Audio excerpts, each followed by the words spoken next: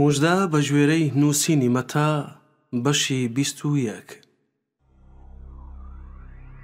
کاتێ لە ئۆرشەلیم نزیک بوونەوە گەیشتنە بێتفازی لای چێوی زەیتون. عیسا دوان لە قوتابیەکانی نارد و پێی فەرموون بڕۆنە ئەو گوندەی بەرامبەرتان. یەکسەر ماکەرێک دەبینن بەستراوەتەوە، جاشکەکەی لەگەڵە، بیکەنەوە و بۆ منیان بهێنن. ئەگەر یەکێک شتێکی پێوتن دەڵێن خوداوەند پێویستی پێیانە، ئەویش یەکسەر دەیان لێرێت. ئەمەش ڕوویدا تاکو ئەوەی بەهۆی پێغەمبەرەکە وتراوە بێتە دی کە دەفەرموێ بە کچەکەی سیۆن بڵێن ئەوە تا پاشاکەت دێتە لات، دڵ نەرمە و سواری ماکەرێک و جاشی ماکەرێک بووە. قوتابیەکان ڕۆیشتن و وەک عیسا فەرمانی پێدا بوون کردیان، ماکەر و جاشکەکەیان هێنا، بە کەوایەکانیان کورتانیان کردن و عیسا سوار بوو. حەشاماتێک کەوایەکانیان لەسەر ڕێگاکە ڕاخست، خەڵکی دیکە لقیان لەدار دەبڕیەوە و لەسەر ڕێگاکە ڕایان دەخست. ئەو خەڵکەی لە پێشی دەڕۆیشتن و ئەوانەش کە دوای کەوتبوون هاواریان دەکرد هۆسانە بۆ کوڕی داود، ستایش کراوە ئەوەی بە ناوی خوداوەندەوە دێت، هۆسانە لە بەرزایی. کاتێ عیسا چووە ناو ئۆرشەلیم هەموو شارەکە خڕۆشا و وتیان ئەمە چێیە؟ خەڵکەکەش دەیان وت ئەمە پێغەمبەر عیسایە، خەڵکی ناسیرەی جەلیلە. عیسا چووە ناو پەرزگا، هەموو ئەوانەی دەرکرد کە کڕین و فرۆشتنیان لە پەرزگادا دەکرد. مێزی پارەگۆڕەوان و کورسی کۆتر فرۆشانی وەرجێڕا، پێی فەرموون نووسراوە ماڵەکەم بە ماڵی نوێژ ناو دەبردرێت، بەڵام ئێوە دەیکەنە ئەشکەوتی دزان. نابینا و شەلەکان لە پەرزگا هاتنە لای و ئەویش چاشی کردنەوە. بەڵام کاتێکە هینانی باڵا و مالمەکان ئەم کارە سەرسوڕهێنەرانەیان بینی کە ئەو کردی و هەروەها منداڵانیش لە پەرزگا هاواریان دەکرد هۆسانە بۆ کوڕی داود، ڕقیان هەڵستا و پێیان وت گوێت لێیە ئەوانە چی دەڵێن؟ عیساش پێی فەرموون بەڵێ، ئەی قەت نەتان خوێندۆتەوە لەسەر زاری منداڵان و شیرەخۆرانەوە ستایشت بۆ خۆت داڕشتووە؟ ئەوسا بەجێی هێشتن و بەرەو بێت عنیا چووە دەرەوەی شار، شەو لەوێ مایەوە. بەیانی کە دەگەڕایەوە شار برسی بوو. دارهەنجیرێکی لەسەر ڕێگاکە بینی و چووە لای، لەگەڵا زیاتر هیچی پێوە نەبینی.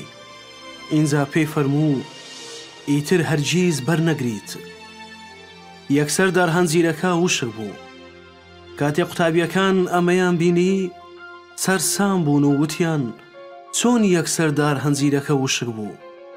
عیساش وەڵامی دانەوە ڕاستیتان پێ دەڵێم، ئەگەر باوەڕتان هەبێت و گومان نەکەن، نەک هەر ئەمەی دارهەنجیرەکە دەکەن، بەڵکو ئەگەر بەم چێوە بڵێن هەڵ بکەندرێ و بکەوە ناو دەریاوە وا دەبێت. جا هەرچی لە نوێژدا بە باوەڕەوە داوای بکەن وەری دەگرن. کە چووە پەرزگا و خەڵکەکەی فێر دەکرد، کاهینانی باڵا و پیرانی گەل هاتنە لای و وتیان ئەمانە بە چ دەسەڵاتێک دەکەیت؟ چێ ئەم دەسەڵاتەی بە تۆ داوە؟ عیسا وەڵامی دانەوە منیش پرسیارێکتان لێ دەکەم، ئەگەر وەڵامتان دامەوە منیش پێتان دەڵێم بە چ دەسەڵاتێک ئەمانە دەکەم. لە ئەو هەڵکێشانی یەحیا لەکوێوە بوو؟ لە ئاسمانەوە بوو یان لە مرۆڤەوە؟ ئەوانیش لە نێو خۆیاندا کەوتنە ڕاوێژکردن، وتیان ئەگەر بڵین لە ئاسمانەوە بوو دەڵێت باشە بۆ باوەڕتان پێی نەکرد، بەڵام ئەگەر بڵین لە مرۆڤەوە بوو لە خەڵکەکە دەترسین، چونکە هەموو یەحیا بە پێغەمبەر دادەنێن. ئینجا وەڵامی عیسایان دایەوە نازانین. ئەویش پێی فەرموون منیش پێتان ناڵێم بە چ دەسەڵاتێک ئەمانە دەکەم. ڕاتان چییە؟ پیاوێک دوو کوڕی هەبوو، چووە لای یەکەمیان و وتی کوڕم ئەمڕۆ بڕۆ لە ڕەزەکەدا کار بکە. ئەویش وەڵامی دایەوە ناچم. پاشان پەشیمان بۆوە و چووە لای دووەم و هەمان قسەی کرد. وەڵامی دایەوە بەسەرچاو گەورم، بەڵام نەچوو. ئایا کام لەم دوانە بەخواستی باوشیان کرد؟ وتیان یەکەمیان.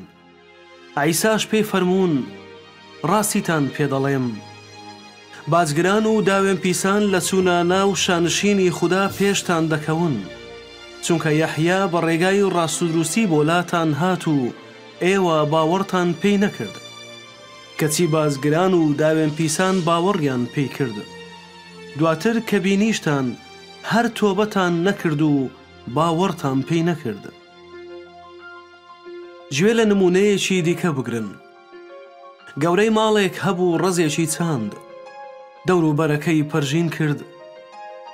گوشێنەرێکی ترێی تێدا هەڵکۆڵی و قولەیەکی بنیادنا. بە ڕەزەوانانی سپارد و گەشتی کرد. کاتێ وەرزی بەرهەم نزیک بۆوە، خزمەتکارەکانی ناردە لای ڕەزەوانەکان تاکو و بەرهەمەکەی وەربگرن. ڕەزەوانەکان کۆیلەکانیان گرت، لە یەکێکیاندا و یەکێکیان کوشت و یەکێکیشیان بەردباران کرد. دیسان خزمەتکاری زیاتری لەوانەی پێشوو نارد، هەمان شتیان لەوانیش کرد. لە کۆتاییدا کوڕەکەی بۆ لایان نارد و وتی ڕێزی کوڕەکەم دەگرن. بەڵام ڕەزەوانەکان کە کوڕەکەیان بینی لە ناو خۆیاندا وتیان ئەوە تا میراتگر، بابی کوژین تاکو ببینە میراتگر. ئینجا گرتیان و فڕێیاندایە دەرەوەی ڕەزەکە و کوشتیان. کاتێ خاوەن ڕەزەکە دێت چی لەم ڕەزەوانانە دەکات؟ پێیان وت ئەو خراپەکارانە بە خراپی لە ناو دەبات و ڕەزەکەش دەداتە دەست ڕەزەوانانی دیکە، ئەوانەی لە وەرزی خۆی بەرهەمی دەدەنێ. عیسا پێی فەرموون قەت لە نووسراوەکان نەتان خوێندۆتەوە ئەو بەردەی وەستاکان مڕەتیان کردەوە بووە بەردی قولینچک؟ ئەمە لەلایەن خوداوەندەوە بوو، لەبەر چاومان سەیرە. لەبەر ئەوە پێتان دەڵێم شانشینی خوددا لێتان دەسەنرێتەوە و دەدرێتە نەتەوەیەک کە بەرهەم دەدات. ئەوەی بەسەر ئەم بەردەدا بکەوێت تێک دەشێت، ئەوەش کە بەسەریدا بکەوێت ورد و خاشی دەکات. کاتێکە هینانی باڵا و فەریسیەکان نمونەکانیان بیست، زانیان باسی ئەوان دەکات، بۆیە دەیانویست بیگرن، بەڵام لە خەڵکەکە ترسان، چونکە بە پێغەمبەریان دادەنا.